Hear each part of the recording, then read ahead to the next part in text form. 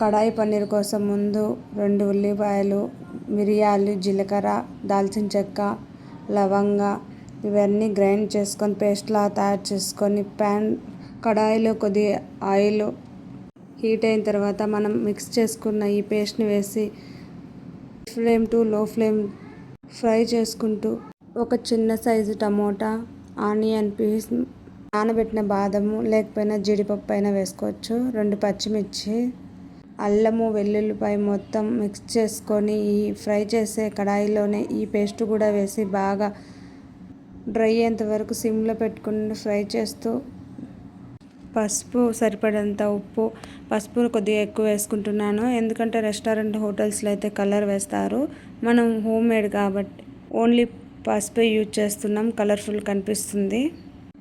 ఇలా 10 to 5 minutes SIM to high flame మార్చుకుంటూ fry చేస్తూ తర్వాత సిమ్లను పెట్టి ఒక 10 నిమిషాలు అలా వదిలేస్తూ ఫ్రై అయ్యే టైంలో కొద్దిగా వాటర్ వేసుకుంటూ, మనం వాటర్ వేసిన పలచబడదు ఎందుకంటే బాదం లేకపోయినా జీడిపప్పును వేస్తాం కాబట్టి చిక్కగానే ఉంటుంది గ్రేవీ.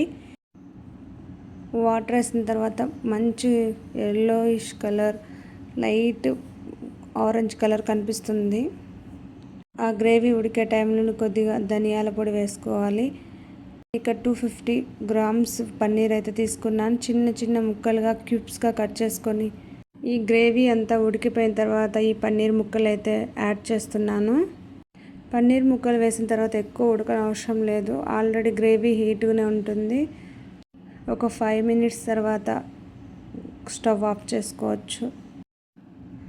మన గ్రేవీ చూడండి ఎంత చిక్కగా కలర్ఫుల్గా కనిపిస్తుందో, హోటల్స్ రెస్టారెంట్లో కూడా ఇంత టేస్టీగా ఉండదు. వన్స్ ఇలా మీరు తయారు చేసుకొని టేస్ట్ చేసిన తర్వాత చపాతీలకైనా రైస్ లేకైనా టేస్ట్ సూపర్గా ఉంటుంది. ట్రై చేసిన తర్వాత 1 comment చేయండి టేస్ట్ ఎలా ఉందనేసి.